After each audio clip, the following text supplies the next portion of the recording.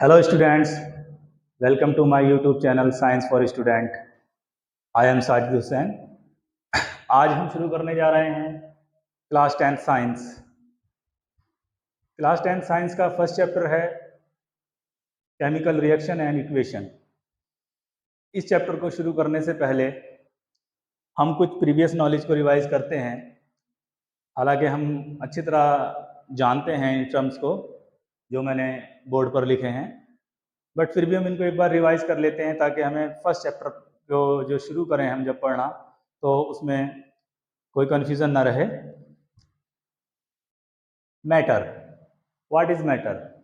Anything which occupies space and has mass is called matter. जिस किसी चीज के अंदर भी मास होता है, वो स्पेस घेरती है, उसको हम मैटर कहते हैं। For example any gas, any liquid, any solid. क्योंकि कोई भी गैस है, कोई लिक्विड है, कोई सॉलिड है, वो उसके अंदर दोनों प्रॉपर्टी होती हैं। वो स्पेस भी घेरता है और उसके अंदर कुछ ना कुछ मास भी होता है। तो हम कह सकते हैं matter is anything which occupies space and mass. Next है substance. What is substance? Substance nothing is a pure form of matter is called substance. Pure form of matter is called substance. Example: oxygen, water, gold. ये matter ही है but pure form है matter की, इसलिए इनको substance बोला जाता है। Next है atom. What is an atom? Atom is the smallest particle of matter. The smallest particle of matter which take part in a chemical reaction without decomposing. बिना decompose हुए, यानी कि जब वो केमिकल रिएक्शन में पार्ट लेता है एटम तो वो डिकम्पोज नहीं होता प्रोटॉन, न्यूट्रॉन या इलेक्ट्रॉन में। वो अपने आप की पूरी बिना डिकम्पोज हुए केमिकल रिएक्शन में पार्टिसिपेट करता है। तो for example hydrogen, lithium, sodium, magnesium etcetera, इनके जो एटम्स हैं, जब आप केमिकल रिएक्शन चैप्टर को पढ़ेंगे तो आप देखेंगे कि मैग्नीशियम, कहीं मैग्नीशियम रिएक्शन कर रहा है, कहीं हाइड्रोजन रिएक्शन कर रहा है, कहीं लिथियम सोडियम में रिएक्शन चल रही है। तो हम कह सकते हैं atom is the smallest particle of the matter which take part in a chemical reaction without decomposition. Next है मॉलिक्यूल। मॉलिक्यूल क्या होता है? मॉलिक्यूल भी स्मॉलेस्ट पार्टिकल है सब्सटेंस का, जिसके अंदर उस सब्सटेंस की सारी प्रॉपर्टी होती है। It is made up of by atoms. ये एटम से मिलकर बनता है। मॉलिक्यूल्स एटम से मिलकर बनता है। The smallest particle of substance which contain all the properties of the substance, जिसके अंदर सब्सटेंस की सारी प्रॉपर्टी होती हैं, उसको हम मॉलिक्यूल बोलते हैं। फॉर एग्जाम्पल हाइड्रोजन गैस का मॉलिक्यूल दो एटम से मिलकर बना है हाइड्रोजन के। ऑक्सीजन गैस का मॉलिक्यूल जो ऑक्सीजन के दो एटम से मिलकर बना है।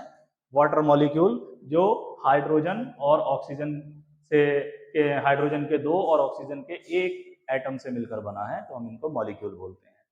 नेक्स्ट आप पढ़ते होंगे एलिमेंट के पीरियोडिक टेबल। अभी आप नेक्स्ट चैप्टर आएगा पीरियोडिक टेबल का, उसमें पढ़ेंगे कि देयर आर 118 और more elements in the periodic table. तो what are elements? Elements pure substance made by one type of atoms. हम एक ऐसे सब्सटेंस को, ऐसे प्योर सब्सटेंस को जिसमें सारे के सारे एटम्स एक ही तरह के होते हैं, एक ही टाइप के होते हैं, उसको हम एलिमेंट बोल देते हैं। For example gold, iron, copper.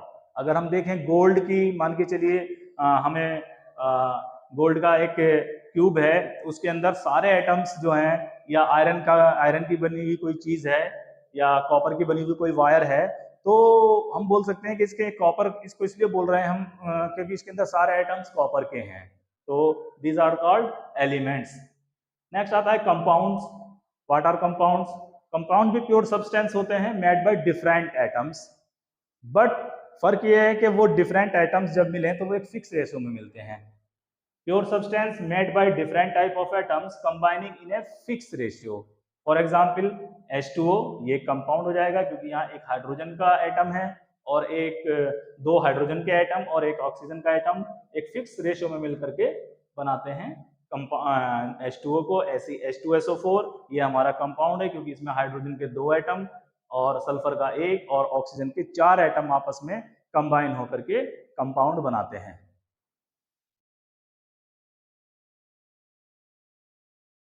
Start करते हैं chapter first, chemical reaction and equation.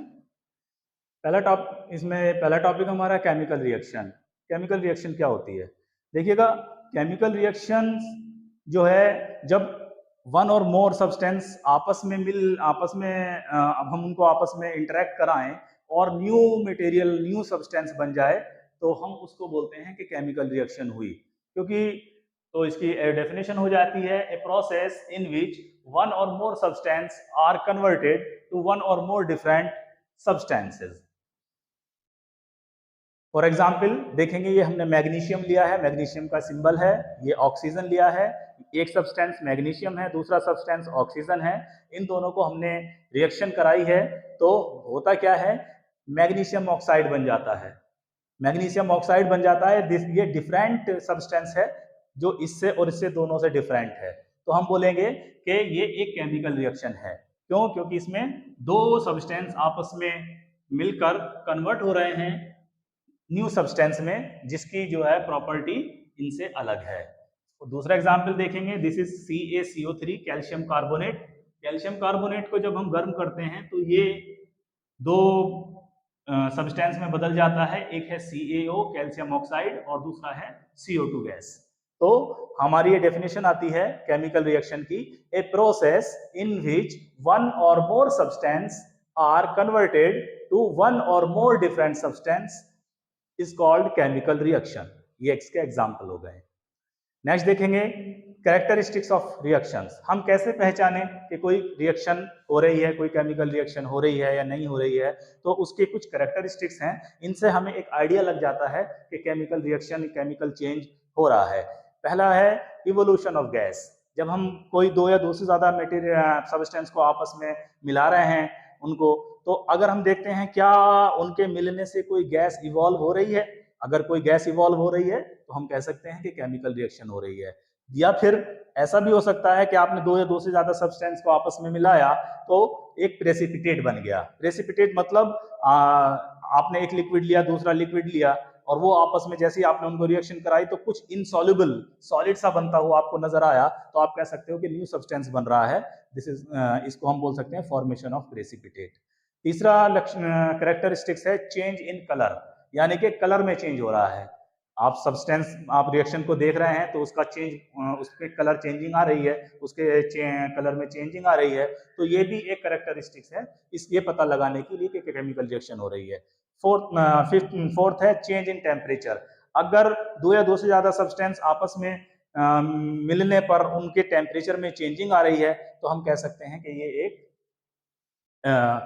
Chemical reaction हो रही है। या चेंज इन स्टेट, अगर उनकी स्टेट चेंज हो रही है, सॉलिड है लिक्विड में बदल रहा है, लिक्विड से लिक्विड है गैस में तब्दील बदल रहा है, तो हम उसको बोल सकते हैं कि ये भी एक कैरेक्टरिस्टिक्स है। पूरी तरह से तो नहीं कह सकते, क्योंकि चेंज फिजिकल स्टेट अगर हम देखें तो वाटर, सॉलिड और वेपर की चेंज होती है, बट वो फिजिकल चेंज होता है। लेकिन मोस्ट केसेस में स्टेट अगर चेंज हो रही है तो ये भी एक केमिकल रिएक्शन का ही कैरेक्टरिस्टिक्स है।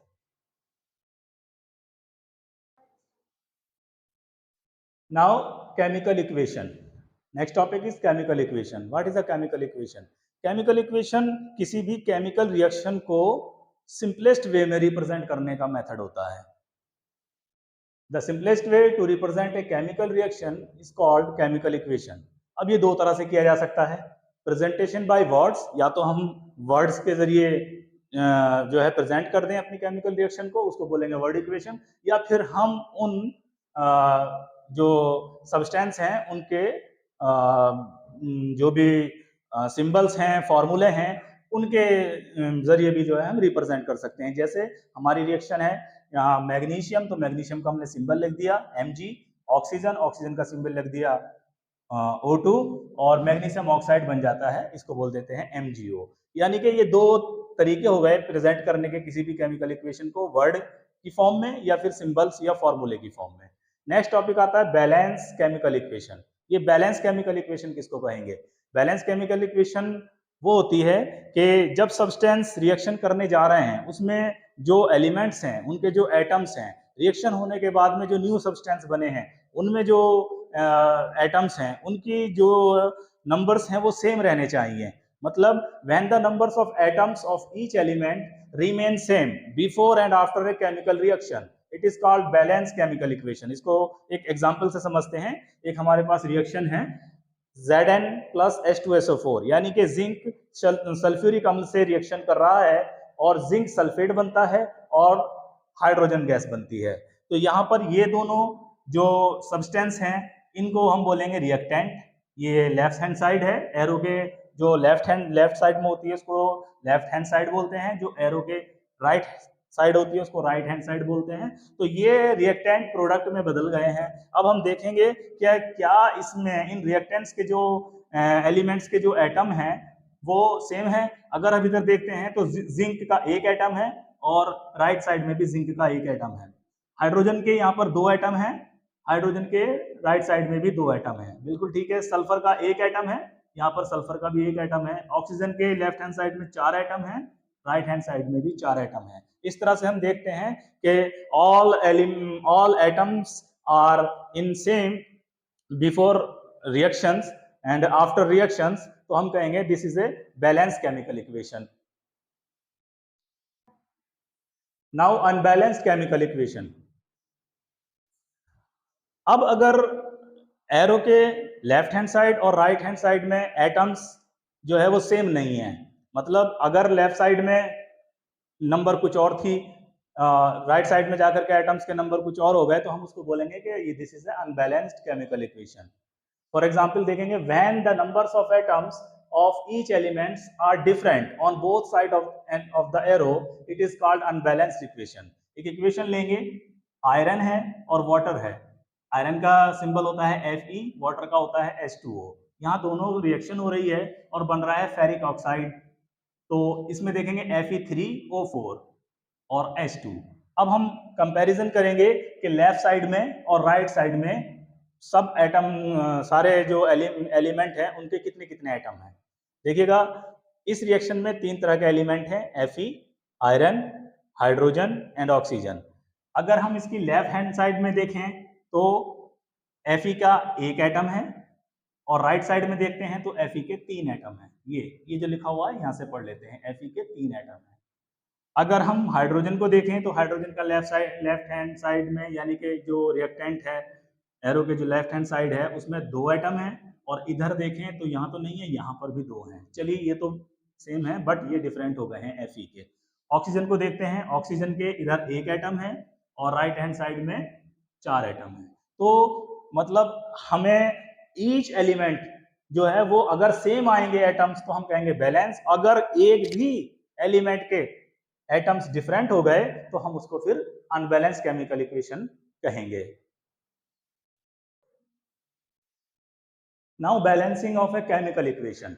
हम किसी केमिकल इक्वेशन को किस तरह से बैलेंस करते हैं, इसके लिए हम एक मेथड यूज करते हैं जिसको बोलते हैं by hit and trial method. मतलब हम बैलेंस करेंगे, फिर चेक करेंगे, फिर बैलेंस करेंगे, फिर चेक करेंगे। 1 बाय 1 एलिमेंट्स को हम बैलेंस करते जाएंगे। इसके लिए हम कुछ स्टेप्स को अपनाते हैं। पहला स्टेप है right the unbalance equation and draw the boxes around each formula. पहले हम अपनी इक्वेशन को लिख लेते हैं। इक्वेशन हमने लिख ली है, Fe plus H2O arrow Fe3O4 plus H2। अब इसके हम सारे जो जितने भी फॉर्मूले हैं उनके चारों तरफ जो है बाहर की तरफ बॉक्स बना देते हैं, उसको अंडर बॉक्स कर देते हैं सारे के सारे फॉर्मूले को। बॉक्स में क्यों करते हैं हम, बॉक्स को क्यों ड्रॉ करते हैं, क्योंकि इनका जो मेन रीजन ये है कि हम कुछ भी चेंजिंग करेंगे बट हम इनके फॉर्मूलों को नहीं बदलेंगे, इसलिए हमने इनको बॉक्स के अंदर पहले ही फिक्स कर दिया है। Fe H2O के ऊपर बॉक्स बना दिया, Fe3O4 के ऊपर बना दिया, H2 के बना दिया, यानी कि हम इन फॉर्मूलों को नहीं बदलेंगे। जो भी चेंजिंग करेंगे हम इनके बाहर कोफिशिएंट में करेंगे। स्टेप 2 में हम क्या करते हैं, list the number of atoms of different elements on both side. अब हम दूसरे स्टेप में ये करते हैं कि जितने भी एलिमेंट्स हमारे आए हैं इस रिएक्शन में हैं, जो रिएक्टेंट हैं यानी कि लेफ्ट हैंड साइड में है और जो राइट हैंड साइड में है उनको अलग अलग लिख लेते हैं, जैसे हमने पीछे भी किया है। तो इस रिएक्शन के अंदर हम देखेंगे एलिमेंट 3 है, Fe है, हाइड्रोजन है, ऑक्सीजन है। लेफ्ट हैंड साइड में आयरन का 1 एटम है, राइट हैंड साइड में 3 एटम है। हाइड्रोजन के लेफ्ट हैंड साइड में 2 एटम है, राइट हैंड साइड में भी 2 एटम है। ऑक्सीजन का लेफ्ट हैंड साइड में 1 एटम है, राइट साइड में 4 एटम है।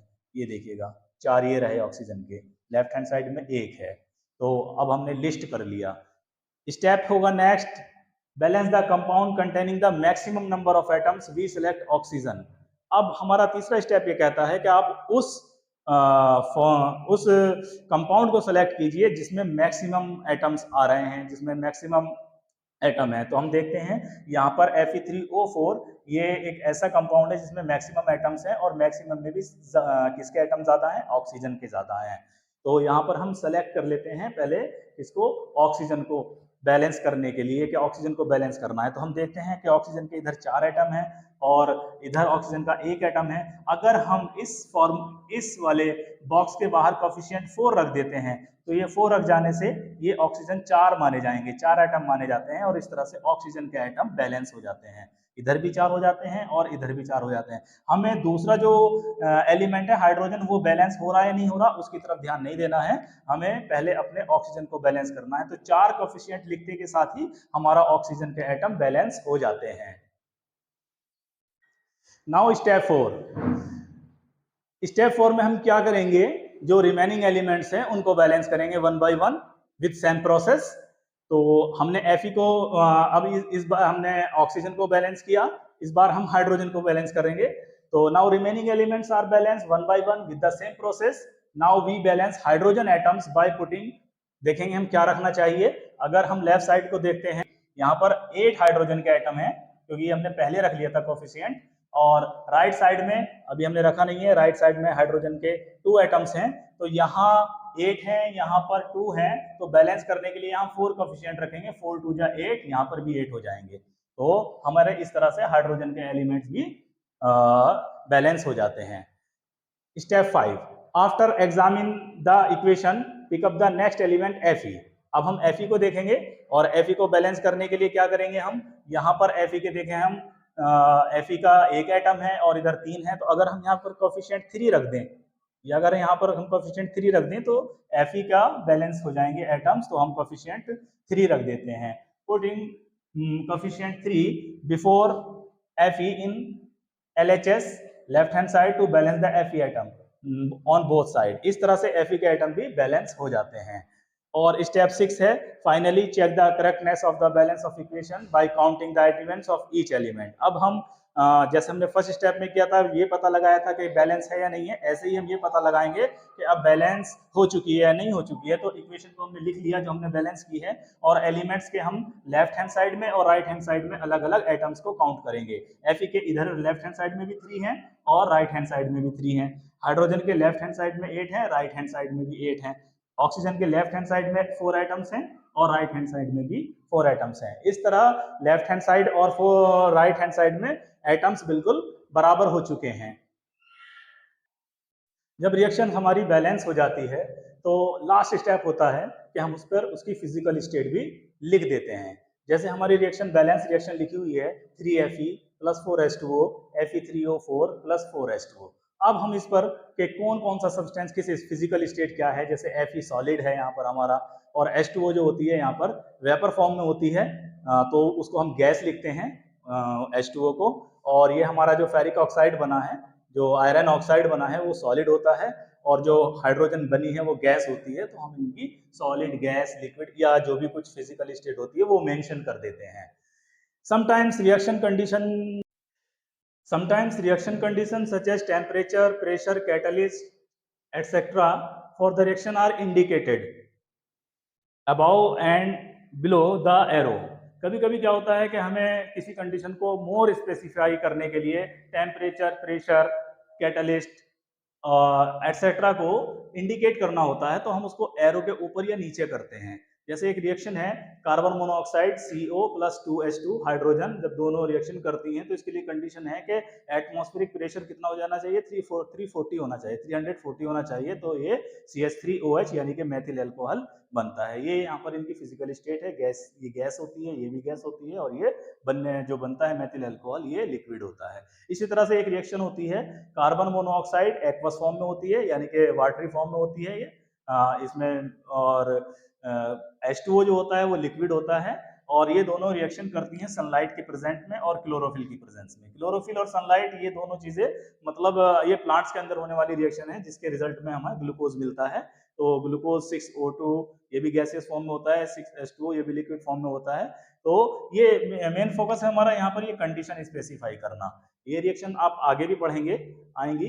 तो इस तरह से हम जो है किसी भी इक्वेशन को बैलेंस कर लेते हैं। जो इसके 6 पार्ट हैं वो ज्यादा इंपॉर्टेंट होते हैं बैलेंस करने के। ये इनकी फिजिकल स्टेट और कंडीशन ये स्पेशल रिएक्शंस को दिखाने के लिए होता है, अदरवाइज इनकी इतनी जरूरत नहीं होती। इसके पहले के जो स्टेप है उससे हमारी इक्वेशन जो है वो बैलेंस हो जाती है। इस तरह से हमारी आज की वीडियो पूरी होती है। ये क्लास 10th के साइंस का chapter first chemical reaction and equation का एक पार्ट, एक वीडियो पूरा हुआ। इसी तरह से हम इस क्लास साइंस के लिए हम और वीडियोस लाते रहेंगे और पूरा सिलेबस कराएंगे स्टेप बाय स्टेप। आप इनको ध्यान से जो समझ में आता है आपको, वो जो आप इनको वीडियो को देखेंगे तो आपकी समझ में आएगा। और हमारी वीडियो अगर आपको अच्छी लगती है तो लाइक कीजिए, शेयर कीजिए, सब्सक्राइब कीजिए हमारे चैनल को साइंस फॉर स्टूडेंट को, और हमें कमेंट्स कीजिए। आपके कमेंट्स का हमें इंतजार रहेगा। Thanks for watching.